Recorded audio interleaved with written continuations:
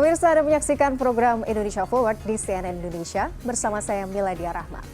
Pemirsa, program percepatan transformasi digital menjadi salah satu fokus Kementerian Komunikasi dan Informatika untuk mendukung upaya mewujudkan visi Indonesia Maju 2045. Kementerian Kominfo telah menetapkan tujuan strategis yang berkaitan dengan percepatan infrastruktur digital, digitalisasi pemerintahan, ekonomi digital, hingga komunikasi publik.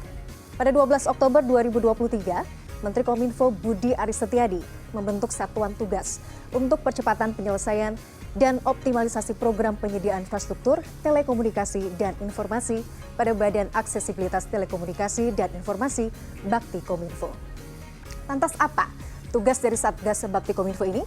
Kami akan bahasnya bersama Ketua Satgas Bakti Kominfo, Bapak Sarwoto Atmo Sutarno.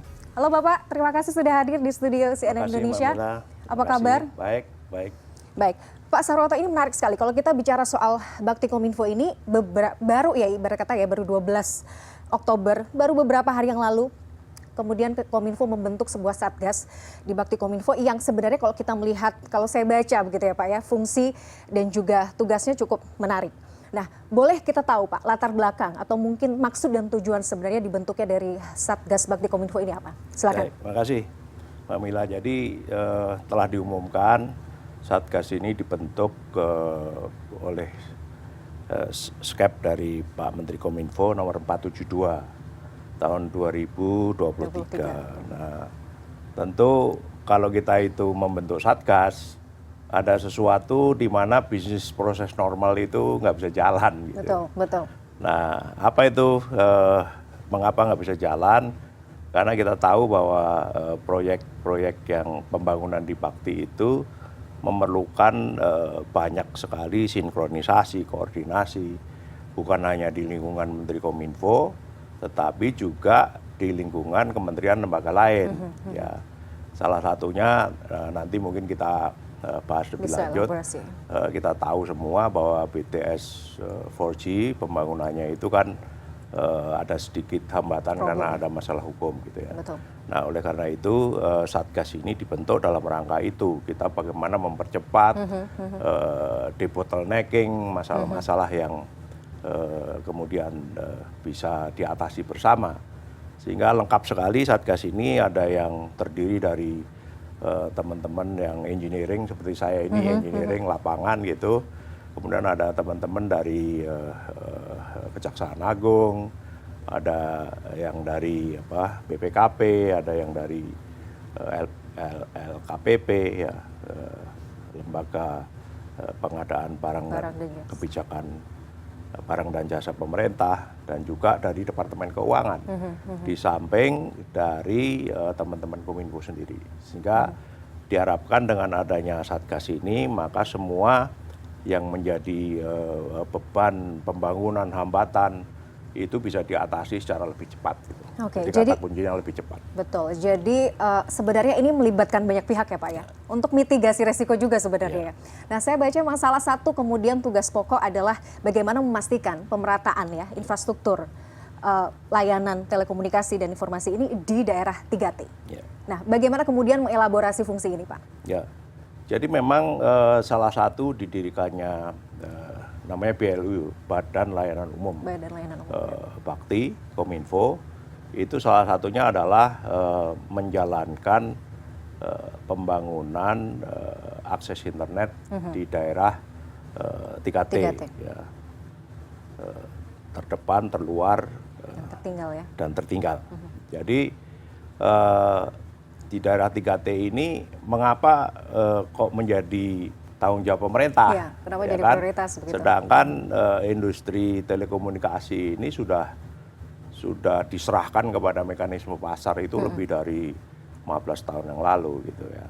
Jadi ternyata mekanisme penyerahan industri ini kepada pasar itu tidak mencukupi. Mengapa? Karena operator yang bermotif keuntungan, profit, itu tidak mau menjangkau pembangunan daerah terpencil. Mungkin perhitungan bisnisnya juga ya Pak ya? Perhitungan bisnisnya nggak masuk. Nah, oleh karena itu ada mekanisme yang namanya USO atau Universal Service Obligation. Universal Service Obligation itu adalah sumbangan 1,4%, ingat saya itu, dari pendapatan bruto dari operators dan penyelenggara itu dikumpulkan. Kemudian dananya dipakai untuk melayani daerah 3T ini. Nah, pelaksananya adalah BRI Bakti ini. Gitu. Menurut Pak Sarwoko sendiri, bagaimana kemudian melihat perkembangan ya atau progres dari proyek BTS ya, terutama di daerah 3T ini, Pak? Ya, sebenarnya kita ini semua kan kita tahu semua, bisa lihat di perkembangan persidangan dan seterusnya. Pasti terhambat lah. Karena kita tahu bahwa kalau kita bicara BTS 3T, ini menurut laporan yang kita terima di Satgas, itu total targetnya itu kan sekitar 5.618 lokasi. Ya. Nah, kemarin kita lihat bersama dengan Direksi Bakti, itu sebenarnya kurang lebih hanya tinggal 538 saja lokasi yang ada masalah gitu. Ya, ada masalah. Nah, inilah sebabnya mengapa kita Satgas optimis kalau kita bisa menyelesaikan masalah yang 536 dan 538 dan juga yang ongoing, maka kita yakini tugas mulia dari pemerintah ini bisa kita laksanakan. Kalau kemudian rekomendasi dari Satgas Bakti sendiri terkait masalah ini, problem ini seperti apa, Pak? Ya, jadi kita ini kan diminta untuk melihat semua kegiatan pembangunan bakti ya, hampir semua ya, bahkan yang ke depan juga disuruh melihat ya. Yang pertama kita tentu akan fokus kepada BTS 4G. Kemudian yang kedua ada lagi proyek yang namanya pemanfaatan satelit. Satria 1, kemudian hot backup satelit. Kemudian ada juga ternyata proyek-proyek yang bernama integrasi Palaparing. Itu mengenai fiber optik yang keliling Indonesia ya. Untuk melayani banyak kota, 400 kota dan yang lain-lain. Kemudian ada juga kita pengen melihat sebaiknya bakti ini ke depan seperti apa. Gitu. Jadi itulah sebenarnya tugas-tugas itu, dan saya rasa minggu-minggu ini adalah giliran kita untuk melihat. Agak sibuk berarti ya, Pak?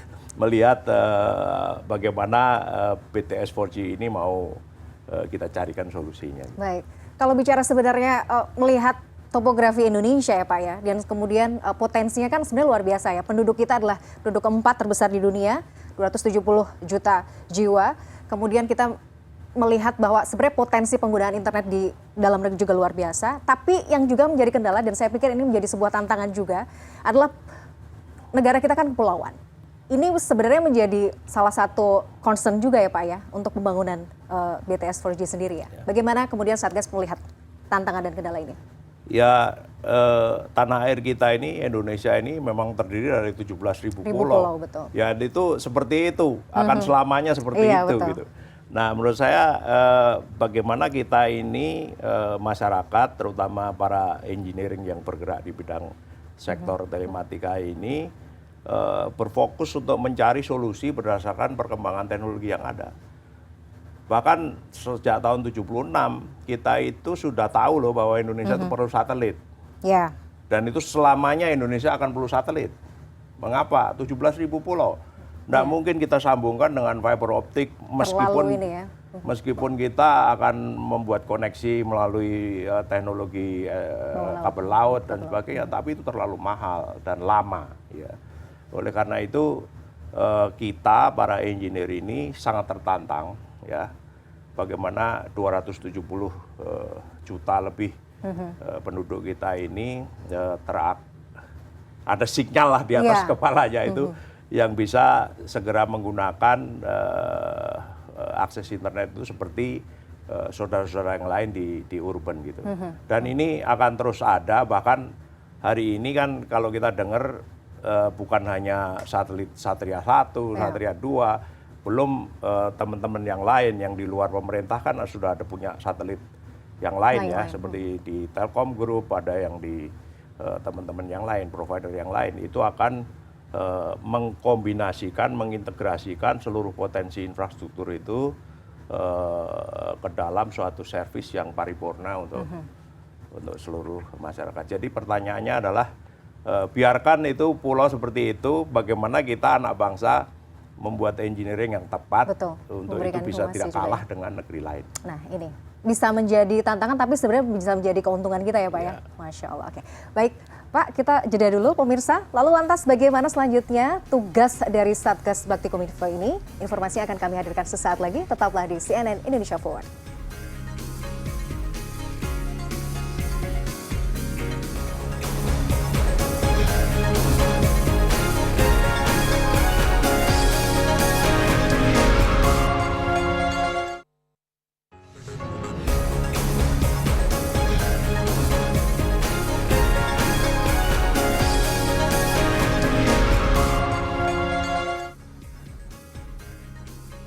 Ya pemirsa, terima kasih Anda masih bersama kami di program Indonesia Forward bersama Ketua Satgas Bakti Kominfo Bapak Sarwoto Atmo Sutarno. Bapak, kita lanjutkan. Di segmen 2 ini kita ingin membahas sebenarnya kalau bicara tadi ya, tugas dari Satgas Bakti Kominfo ini kan tidak hanya memastikan bahwa proyek strategis yang kemudian pembangunan 4G di seluruh wilayah Indonesia ini bisa kemudian berjalan dengan baik begitu. Tapi juga yang paling penting adalah bagaimana Satgas juga memiliki perhatian besar terkait bidang hukum, kebijakan pelaksanaan dan juga keuangan. Sebenarnya bagaimana kita mengelaborasi fungsi ini, Pak? Ya, jadi tadi sudah sampaikan Satgas itu dibentuk biar itu pelayanannya satu atap lah gitu ya. Menyeluruh. Karena apa? Kita tahu bahwa khusus untuk BTS 4G ini sekarang lagi sedang berproses masalah hukum. Tetapi kita melihat juga bukan hanya kita sendiri yang berpendapat, juga kita dari teman-teman kejaksaan juga memberikan pendapat dan BPKP memberikan pendapat, keuangan memberikan pendapat. Itu adalah ada peluang kok sebenarnya untuk kita melanjutkan proyek ini. Tetapi sebenarnya peluang itu dalam satu bahasa, satu kata itu bagaimana kita ketemu lagi lah dengan mitranya Bakti Kominfo itu untuk membuat suatu rekonstruksi kontrak, rekonstruksi kerjasama dan seterusnya, dan itu sedang kita lakukan gitu. Karena secara substansi sebenarnya dari laporan terakhir bulan Oktober ini tinggal 538 yang benar-benar barang sudah dikirim tapi belum dipasang. Belum dipasang karena apa? Karena keamanan, ya karena ternyata lokasinya tidak tepat dan seterusnya, sangat engineering sekali itu. Jadi ada target nggak, Pak Sarwoto sebenarnya? Ya kalau kami Satgas ditargetkan ini semua akan selesai sampai dengan Oktober 2024. Tetapi kita pasti akan mencari prioritas mana yang bisa diselesaikan terlebih dahulu. Yang juga menarik adalah beberapa hari yang lalu ya, Satgas Bakti Kominfo ini juga melakukan gebrakan sebenarnya dengan kemudian menghentikan sementara ya proyek HBS ya Pak, HBS atau Hot Backup Satellite. Nah sebenarnya apa yang melatar belakangi kemudian kebijakan ini atau keputusan ini diambil Pak? Ya, jadi kalau kami dilihat seolah-olah Satgas baru 3 hari sudah punya gebrakan gitu ya. Sebenarnya nggak seperti itu ya, prosesnya ini kan lama ya, lama dan kita tahu, saya kembalikan lagi, tugasnya Satgas itu satu soal percepatan BTS 4G, Satria 1 pemanfaatan, hot backup satelit, palaparing, dan di kemudian hari mau diapakan bakti itu gitu. Nah khusus soal hot backup satelit yang kemarin sudah ada di banyak media, rilis itu adalah ujung dari proses ya.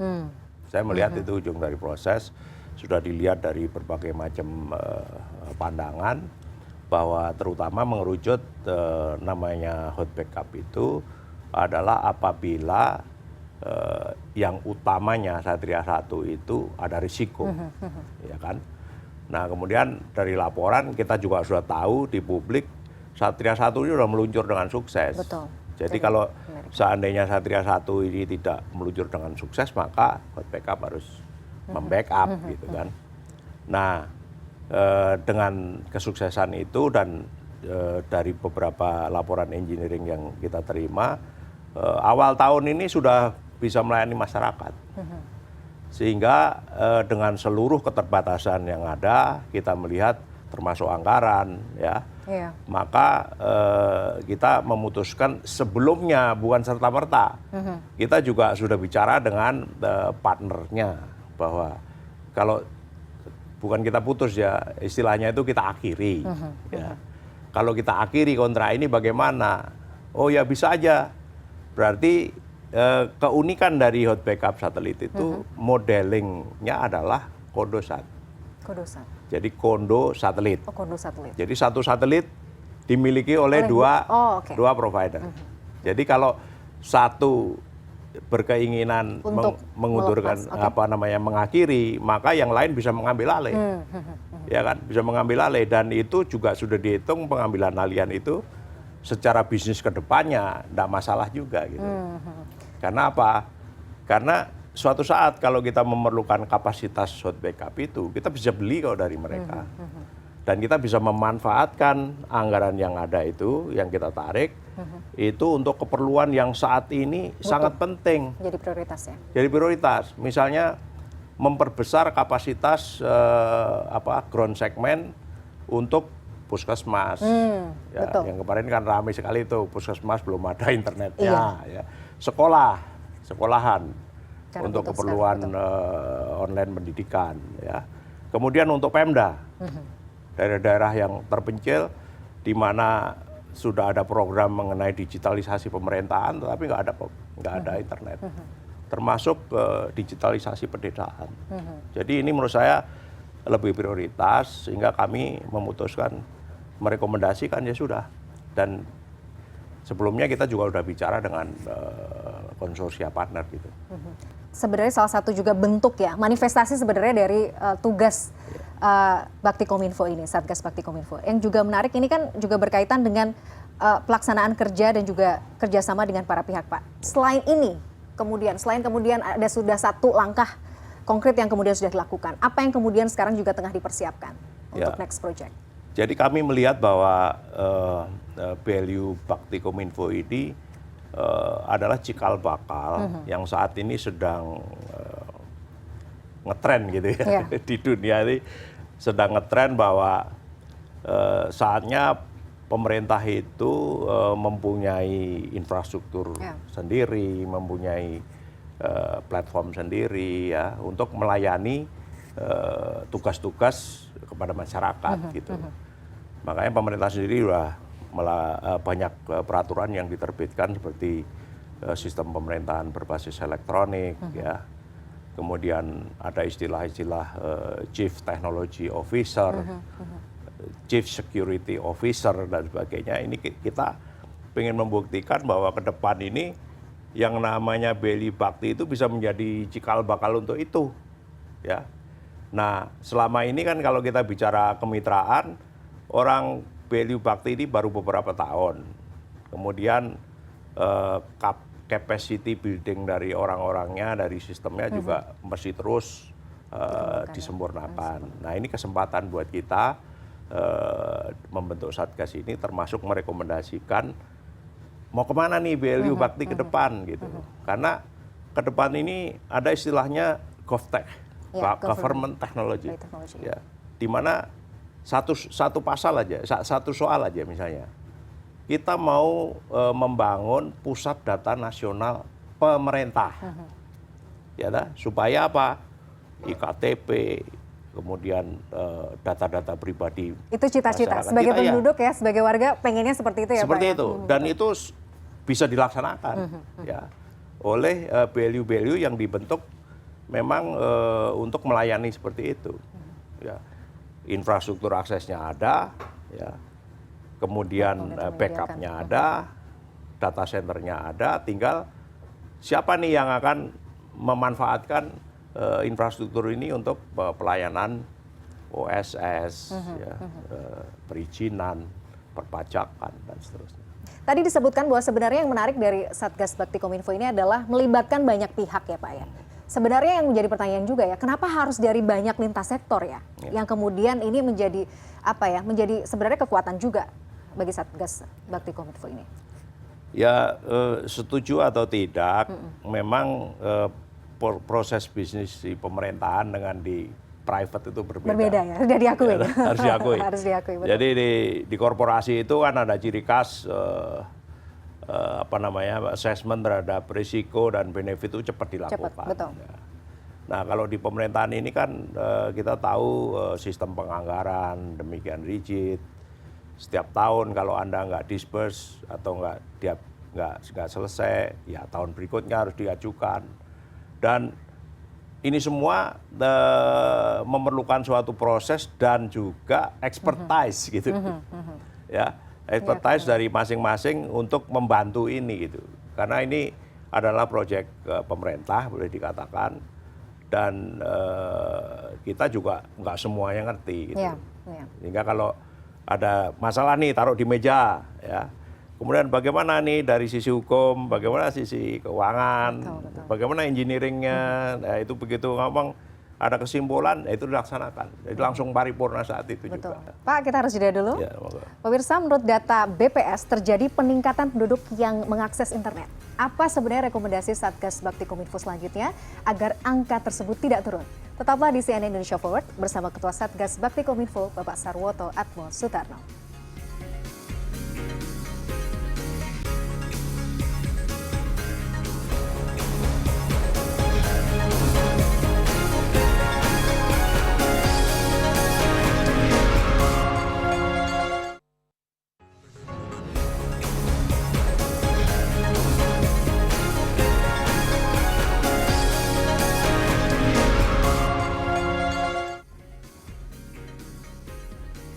Pemirsa, terima kasih Anda masih bersama kami di program Indonesia Forward bersama Ketua Satgas Bakti Kominfo, Bapak Sarwoto Atmo Sutarno. Bapak, ini menarik kalau kita bicara fungsi. Saya mencatat ada 4 fungsi ya. Fungsi terakhir ini memberikan arahan dan juga rekomendasi terkait model kegiatan dan juga proses bisnis. Nah, seperti apa kemudian gambarannya, Pak? Ya, jadi dengan lingkungan ekosistem yang berubah sekarang ini, bahkan kita tahu ada undang-undang tentang perlindungan data pribadi misalnya. Itu kan ada istilah namanya penyelenggara sistem elektronik privat dan penyelenggara sistem elektronik publik. Nah, publik ini pemerintah gitu. Nah, untuk itu kita berpikir bagaimana pemerintah meningkatkan capacity-nya. Capacity itu bukan hanya urusan teknologi, infrastruktur, tapi juga orang dan sistem, termasuk leadership gitu. Nah, ini yang menarik, kita melihat bahwa satu-satunya yang sekarang ada, ya, sudah ditunjuk juga yang namanya Menkominfo itu sebagai Chief Technology Officer-nya PSE publik misalnya gitu.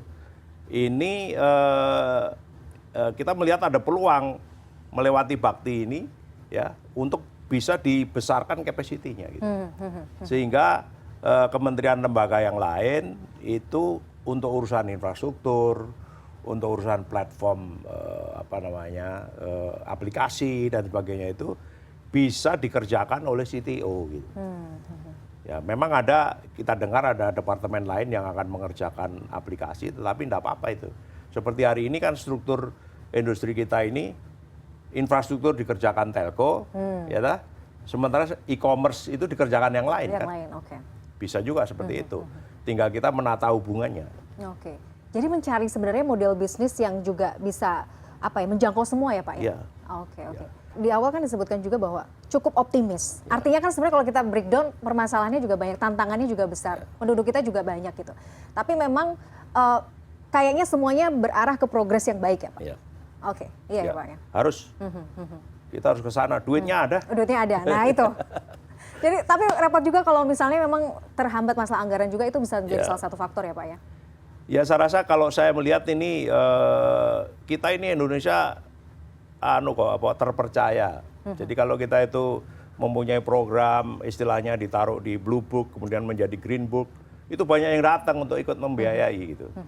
Hanya tinggal kita sendiri bisa nggak kepercayaan itu dibalas dengan prestasinya. Ya, transparansi, akuntabilitas juga penting ya Pak. Itu. Oke. Dan transparansi akuntabilitas itu bisa dijawab juga dengan teknologi. Nah, dengan digitalisasi itu ya. Itu. Baik. Ini yang juga menarik. fakta juga yang kemarin kita tahu data dari BPS dari hasil pendataan survei Susenas 2022 menarik bahwa jumlah penduduk Indonesia yang telah mengakses internet ini angkanya di 66,48 ya. Dan ini naik Pak, 4% dari tahun sebelumnya 2021 yang hanya mungkin sekitar 62%. Ini kan trennya sebenarnya positif. Bagaimana Anda melihat tren seperti ini supaya ke depannya ini juga mendorong masyarakat juga lebih banyak lagi untuk mengakses internet? Ya, sebenarnya kalau ngomong kuantitas itu kita kan berharap tuh janganlah balita itu mengakses internet gitu. Susah Pak, saya juga. Ya kan, maunya kan seperti itu. Tetapi sekarang kita lihat balita aja pakai handphone, Iya. udah kemana-mana gitu. Nah, tapi kembali lagi kita bukan hanya bicara soal bagaimana kita itu meningkatkan penyebaran, perluasan kapasitas. Tetapi juga jangan lupa seiring dengan itu adalah pemanfaatannya yang positif. Nah, itu juga penting. Yang benar-benar untuk memberikan nilai tambah apapun buat negeri, ya ekonomi, ya sosial dan sebagainya. Jadi kita tahu bahwa kalau kita bicara kembali kepada Menkominfo, Bakti dan sebagainya, ini hari ini kalau kita bicara akses internet itu tidak lebih daripada 5% tugas itu bisa dihandle oleh Bakti. Gitu. Jadi 5%? Ya nggak ada, karena yang lain sudah diserahkan kepada operator, ya? kepada market gitu. Dan itu terjadi di mana-mana. Jadi kalau kita kembalikan ke Satgas Bakti, soal akses internet, infrastruktur, sebenarnya nggak sulit. Sebenarnya tidak sulit? Nggak sulit. Jadi secara engineering nggak sulit gitu. Poinnya sebenarnya PR-nya lebih banyak di bagaimana pemerintah ini ya Pak ya? Iya, kita punya kesamaan visi untuk mendorong, terutama tentu selalu diomongin kan. Kalau kamu maju cepat, jangan lupa loh governance-nya, itu ngerem. Kan gitu, ini seninya di situ. Kita pengen lari cepat, ada yang ngerem. Supaya apa? Supaya proper gitu. Nah ini perbedaannya dengan di swasta. Kalau dia maju cepat, ngerem ya orang lain yang lewat. Yang lewat, jadi lanjut aja gitu, itu bedanya ya, baik. Nah kita juga pengen suatu saat ada pemerintah ini bersaing juga. Ya, punya daya saing ya. Punya daya saing. Itu juga meningkatkan juga kompetensi juga ya Pak ya? Kompetensi, yang tadi saya bilang business process, people, leadership, kemudian penggunaan teknologi tepat guna dan seterusnya. Baik. Pak Sarwoto, terima kasih sekali atas informasinya hari ini. Mudah-mudahan memberikan manfaat bagi kita semua. Terima kasih Mbak Mila. Next time mampir lagi ya Pak ya. Siap. Untuk berbagi info. Terima kasih Pak. Terima Pemirsa, kasih. usai sudah jumpa kita dalam program Indonesia Forward di CNN Indonesia hari ini. Semoga informasi tadi bisa memberikan manfaat untuk Anda. Saya Meladia Rahma. Terima kasih atas perhatian Anda. Sampai jumpa.